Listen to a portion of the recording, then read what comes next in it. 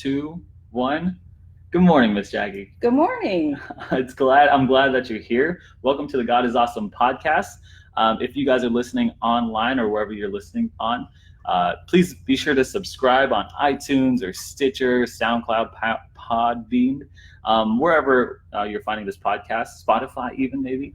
And the reason why is because we want to just, this podcast is all about interviewing regular, normal, everyday Christians about an awesome and an extraordinary God in their life and how he's walked us through, the ups and downs and the trials and all that. So if you find, testimony podcasts entertaining or uplifting or a blessing to you or anyone else, please share it, like it, subscribe it, all that jazz. Anyway, thanks for everyone joining us online live right now. Well, we've got a lot of people right here. So we got Mary, Adam, Kristen. So thank you guys for hopping on. Today we got Jaqi Andres on the show, and I guess I'm just gonna send it over to you. Maybe get us started, your origin story, how you grew up, a bit of your childhood. Okay. Actually, this is a wonderful time for me because my husband, Steve, and I are getting ready to celebrate 46 years together on Sunday. Okay. So it's caused me to do a lot of reflection on how we got here.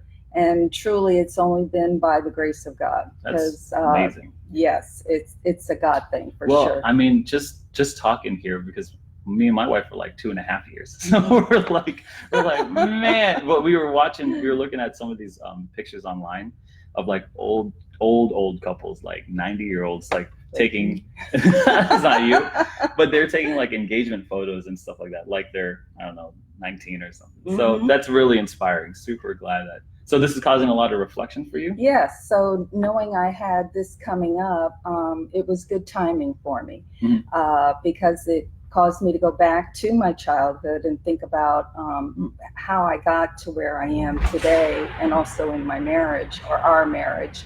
I did have a rough beginning in life. I did find out, the day before I got married, which was 1 month short of my 18th birthday. So I was definitely a high school sweetheart. Really? Bride. Aww. Yes. But my mother shared with me, which I had an idea, that she had never married my dad. And he was an alcoholic. And I do remember actually leaving West Palm Beach when I was 5 years old. Mm-hmm. I was born at St. Mary's Hospital. Okay. For those of you who are true Florida crackers. I was born in West Palm, and we left in the middle of the night to go across state. And my mother did leave my real father because it was just not a good situation. So with that, starting off life. So did you have a father figure, or your real father? Well, I had a wonderful stepfather. Okay. He took good care of me and provided for me, and but the emotional connection was not there. And I understand, especially being a parent today, there wasn't that demonstrative hugging and all that stuff that he had with the next 2 children that came along. And that was something I used to watch as a child and desperately wanted in my life. So you saw that happen, but to others, but not to you. Right. Gotcha. And I had a stepsister. There's like 7 years difference. I have a stepsister who's 7 years older than me, okay, and a half sister who's 7 years younger than me, and a half brother also 2 years that came along 2 years after that. So he was a wonderful father, and I just watched how he just treasured them. Mm-hmm. But my stepsister and I were kind of like the other family growing up, and that was difficult. Yeah. And I think that's where a lot of my woundedness. My mother was my primary source of love. Mm-hmm. And of course, she had a lot more responsibility. So that, that relationship together had to be shared in a multitude of different places.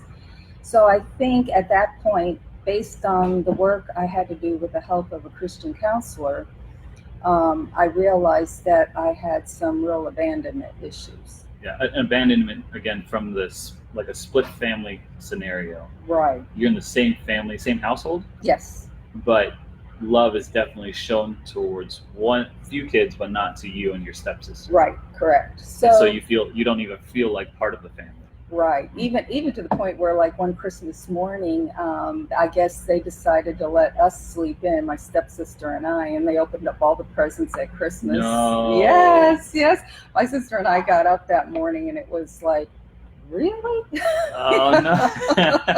It's a little messed up. Yeah. So, but all the time, God was good. Mm-hmm. I went to a Catholic parochial school from first grade to 8th grade. What's that? Parochial school.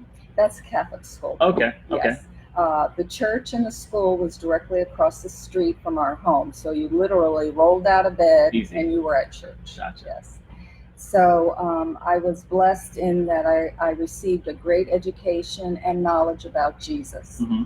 So I'm grateful to the Catholic Church for that knowledge. So did you get saved then, or what? Well, I knew about God. It was like He was out there, Okay. and you said you wrote prayers. But I used to sit out on the front in a chair when I was a child and just look up at the sky and talk to God. Okay. So He was kind of always out there, but never. You knew of Him, right? But didn't know Him. Okay. Correct. And so that's kind of how I started out. But even then, I know He was watching over me and protecting me during that time. Okay. So that's kind of how I got started. And then those main issues and that terrible feeling you get when you feel like you're all alone. Like my mother went on her honeymoon and I was left with strangers. It was like, that same terrible feeling would carry me in my adult life when certain things would happen. So how old were you at this time? 5 is when it actually happened, when my mother married my stepfather. But like throughout after childhood, right? The Christmas incident. Mm-hmm. How old were you then? I'd say probably 9, 10. Okay. So how would you describe yourself as a teenager? Like what kind of characteristics would teenage Jaqi have? Well, I got tough. Okay. Very quickly. I stayed out of the house. I played a lot of sports, softball, water skiing, anything that would get me out of the house. Gotcha. And the message I think I gave myself, there again too, you don't realize as a child the things that you're saying to yourself. The messages that you're giving yourself, like you better get tough if you're going to make it in this world. And that's pretty much how I lived, I would say probably from 9, 10 on, till I hit a bottom of sorts. And so I was very rebellious. And tell me more about that rebellion. What's been going on there? Well, keep in mind that I was raised in a Catholic school. Okay. So we had nuns. Right, rules everywhere, nuns everywhere, watching your eye. Yes, and some of the nuns were nice, but some of the nuns were not so nice. Okay. So by 7th grade, I remember specifically, we drove this one nun crazy. And so she would not recognize us if we raised our hand to answer a question. So I said to a couple of the girls, hand over. Gotcha. I said, well, if she's not going to acknowledge us, let's go out to the playground, So we just got up out of our chairs and just walked out of class and went out to the playground. Right. Well, it was a little bit later that the principal, another nun, came out and told us we had to come back into class. So we did. So that was the beginning of my rebellious years. And, But that's not, kids do that, right? I don't know. Try to walk out and stuff like that. Shoot, some of these kids. What's the rebellion? Give me the. Okay, so the big rebellion was the alcohol. When I was in junior high, I would lie to my parents and go to parties and drink alcohol, smoke cigarettes, things like that. Junior high, middle school. Yeah, lie to my parents. Yeah, that's young. Yeah, it's young to do that. Yeah. Yes. So, and then of course there was the hippie era coming up, and so with that, were you part of that movement? A little bit, yeah. Well, I was into Gloria Steinem, with Women's Lib. Okay. And I can actually remember chastising a guy that took me out on a date because he wanted to open the door for me. And I said, I am perfectly capable of opening my own door. Okay. Yeah. Sweet. So some of that. And back then it was the Daisy Duke jeans that you wore. And they took away the dress code. By the time I hit 9th grade, I was in public school. Okay. And all bets were off then. There was no dress code. And I would wear these little halter tops with the hippie sandals, the Daisy Duke. Okay, there you go. Short jeans, living your life there. The long hair. Yes. I can't believe my mother let me out of the house. That's funny. But yeah, so there was that. And then my knight in shining armor came along. Right. When I was getting ready to start high school, I met him at a dance. So Steve and I were like joined at the hip. And so we dated for 3 years and partied hardy. Oh, yeah. We went to beach parties at his friends because he was 3 years older. That way, he still is 3 years older than me. But all his friends had graduated from high school. So we would go to beach parties at their pads and smoke pot and drink and everything else. Gotcha. And do all that stuff. So yeah, I was living it up. Gotcha. You know, kind of thing. But we ended up.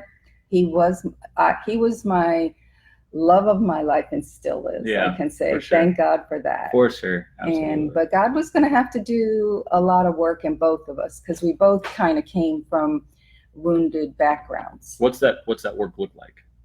Wounded? No, work. Like, how did God work in your life? What is he doing? What did he do after that? Well, what happened was over in St. Pete, which is where I grew up on the other coast of Florida, there was a recession that hit. I'm sure it hit all over, but I decided that Steve and I both discussed it and thought, well, we've been married for 9 months, so let's have a baby. Okay. So at the ripe old age of 19, I had my first child. Oh, geez. Yes. And I'll never forget going in. Steve took me to the hospital when I went into labor. And back then they had the delivery room and the men were not allowed in. Dads were not allowed in. So he had to go to the waiting room and I was in the labor room. Okay. And I can remember walking through the doors at 19, hearing this woman screaming her head off.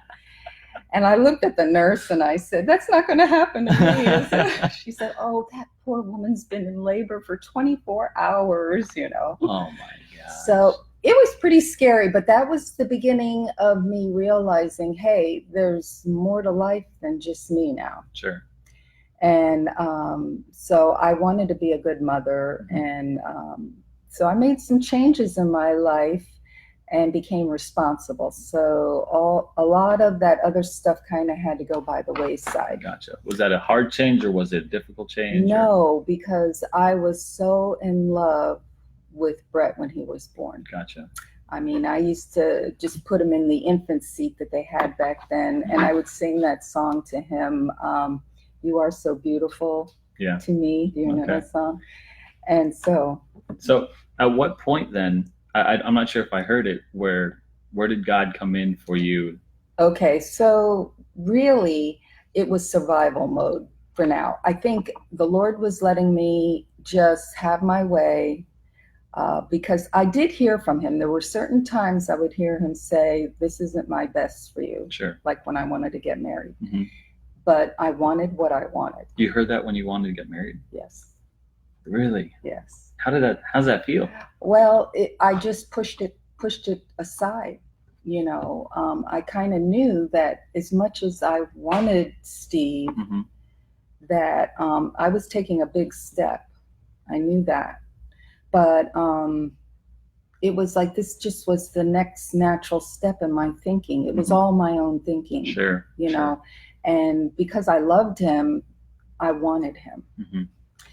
So I can actually remember being at one of our beach parties and looking out the window. Now, granted, I had probably a few drinks and stuff, but I can remember having this conversation with God, looking out the window and telling him, you know, that this is what I want. Gotcha. So I think he let me, you know, self-will run riot. Yeah. I was allowed to just continue on my path. And we truly did love each other, I believe.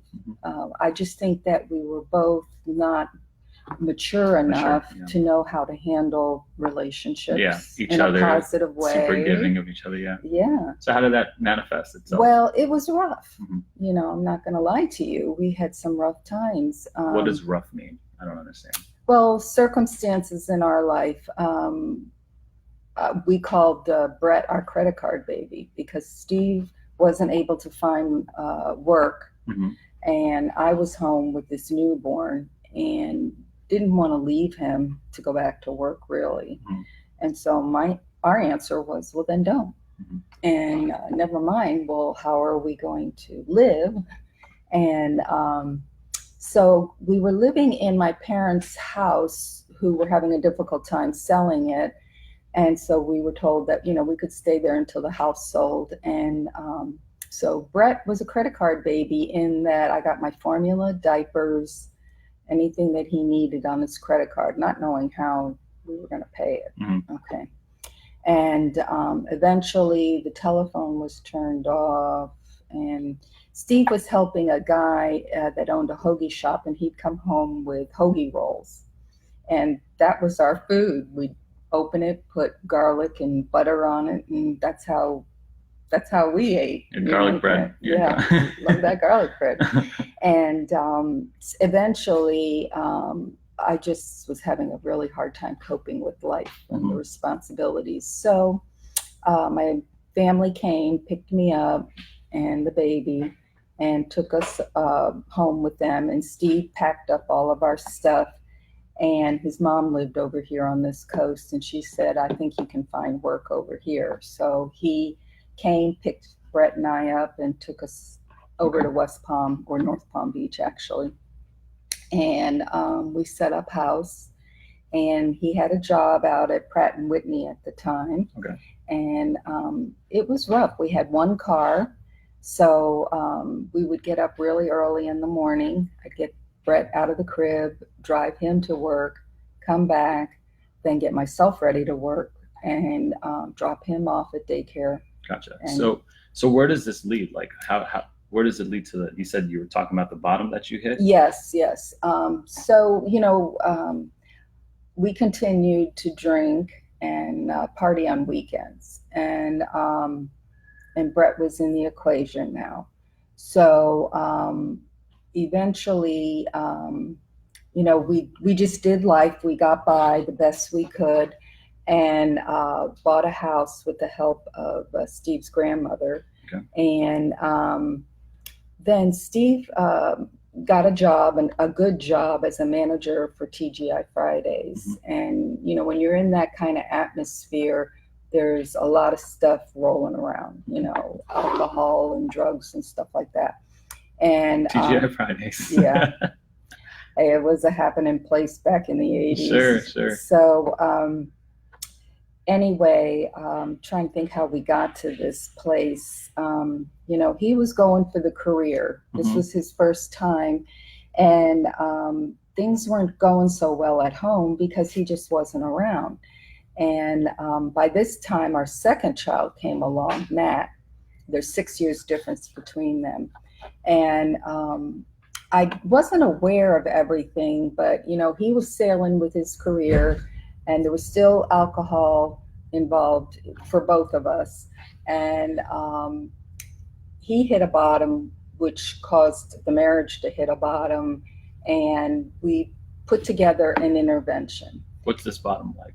Was it like... Well, he wasn't coming home all the time. And a lot more arguing going on in fights and things like that. Gotcha. And just not being around. So an intervention happened. Right. And that was really a God thing too, because I'll never forget, I was in the drive-through, and our pastor at the time, church.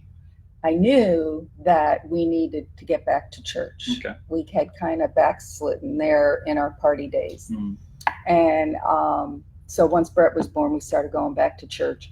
So there was that connection. So I was in the parking lot, or in the drive-through, and pastor was behind us, And he walked up next to me and he said, "How you doing?" Well, that's all he had to say. Mm-hmm. The floodgates opened. Oh, no. So I was like, "Well, follow me back to church." And I shared with him what was going on. And he said, let's go across the street. And we talked to a professional woman who told us about this thing with the intervention.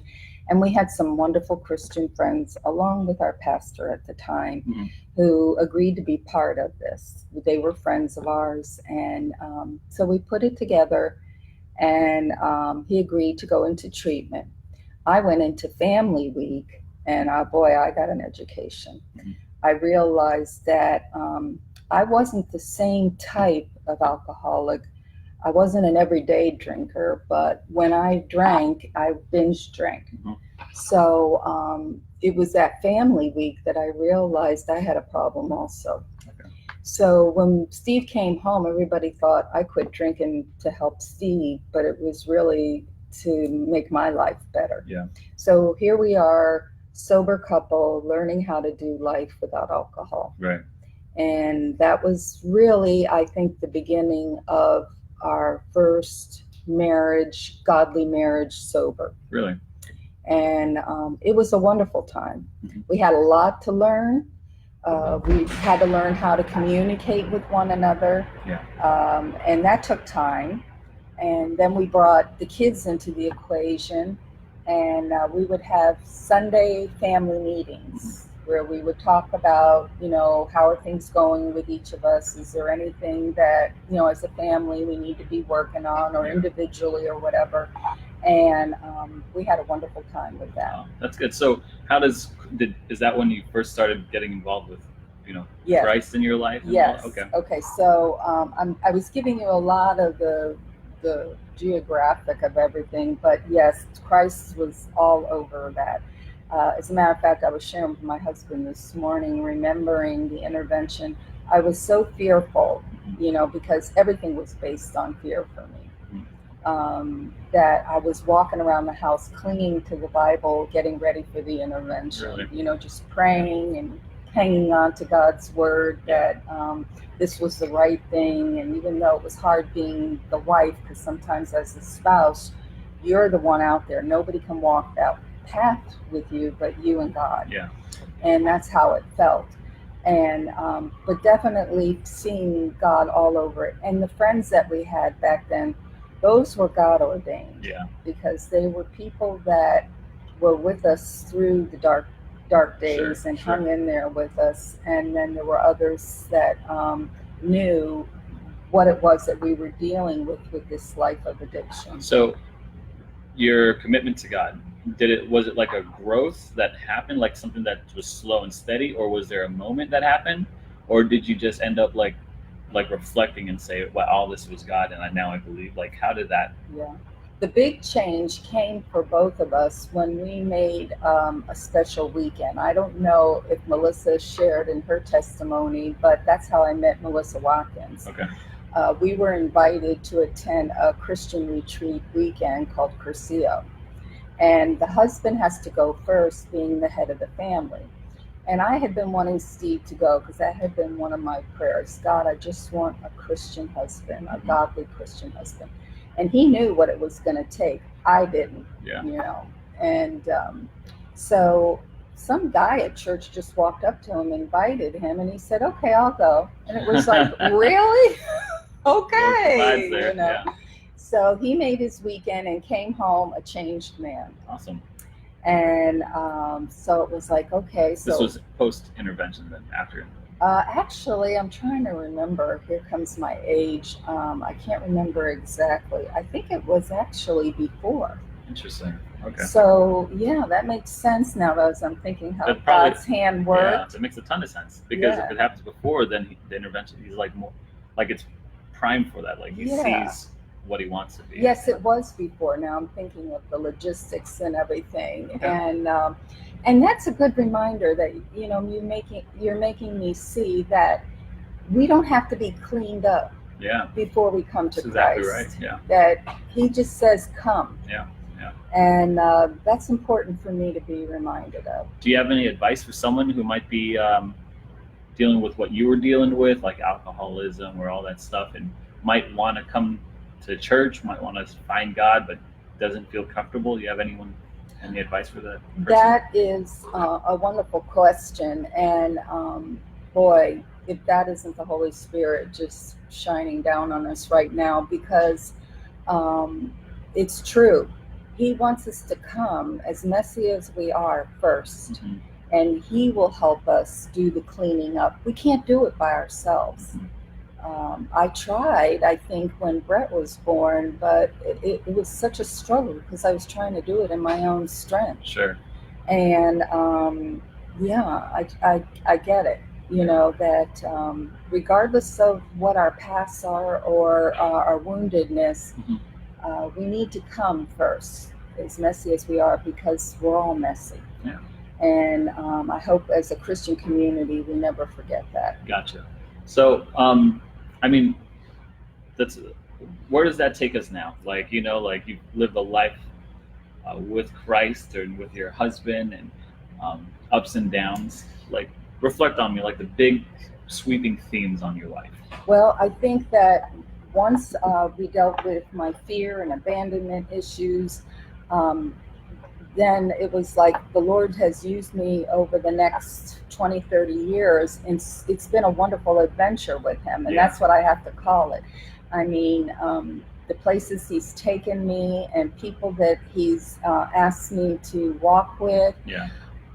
It's been a wonderful life with Him, you know, being used that way, and an honor and a privilege in every step of the way. And I think going into the latter stages of my life, I'm just as excited to see That's awesome. how He's going to use me Yeah, going forward. I know it's going to be different. Yeah. He's showing me that through each season. It's going to look a little different. Yeah. But it's just as exciting every time Absolutely. you get the tap on your shoulder. Yeah, I heard a preacher say it one time. He said, if you're not dead, God's not done with you. So Amen. it's like, well, the person who's been the most influential person in my life is a 70-year-old woman. So it was my Lola. So that's why I mean, that's anything to Christ is my life. It's been because Christ worked through her. Right. And so at any stage of anyone's life, you know, God can use us.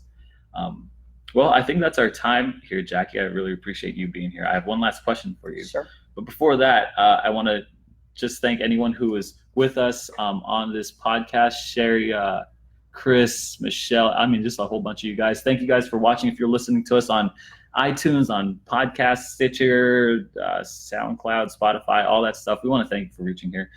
Please don't forget to subscribe to support the show, or share this podcast with someone who might be dealing with the same kind of stuff that Jaqi was, especially like the alcoholism and the recovery and all that stuff. That's all important, especially like to build a community around. But yeah, so yeah, thank you. I'm sure if you contact Jaqi, she won't mind. For sure.